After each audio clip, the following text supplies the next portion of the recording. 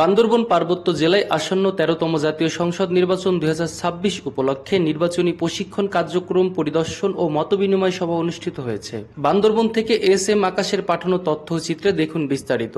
৩০ October ২০২৫ Bandarban পার্বত্য জেলা police কর্তৃক আয়োজিত বান্দরবান পার্বত্য জেলার পুলিশ সুপার মোহাম্মদ শহীদুল্লাহ কাউসারের সভাপতিত্বে আসন্ন ১৩তম জাতীয় সংসদ নির্বাচন ২০২৬ উপলক্ষে নির্বাচনী প্রশিক্ষণ কার্যক্রম পরিদর্শন ও মতবিনিময় সভা অনুষ্ঠিত হয়। উক্ত অনুষ্ঠানে প্রধান অতিথি হিসাবে উপস্থিত ছিলেন বাংলাদেশ পুলিশ চট্টগ্রাম রেঞ্জের ডিআইজি মোহাম্মদ আহসান হাবিব পলাশ। এতে প্রধান অতিথি বলেন, নির্বাচন একটি রাষ্ট্রীয় দায়িত্ব এবং গণতান্ত্রিক চর্চার গুরুত্বপূর্ণ অংশ।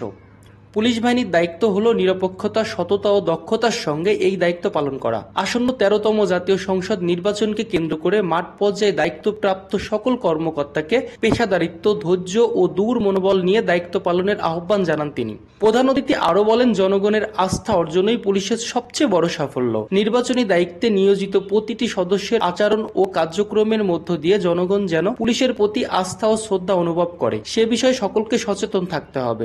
উক্ত অনুষ্ঠানে বান্দরবান পার্বত্য জেলার ঊর্ধ্বতন কর্মকর্তাগণ উপস্থিত ছিলেন।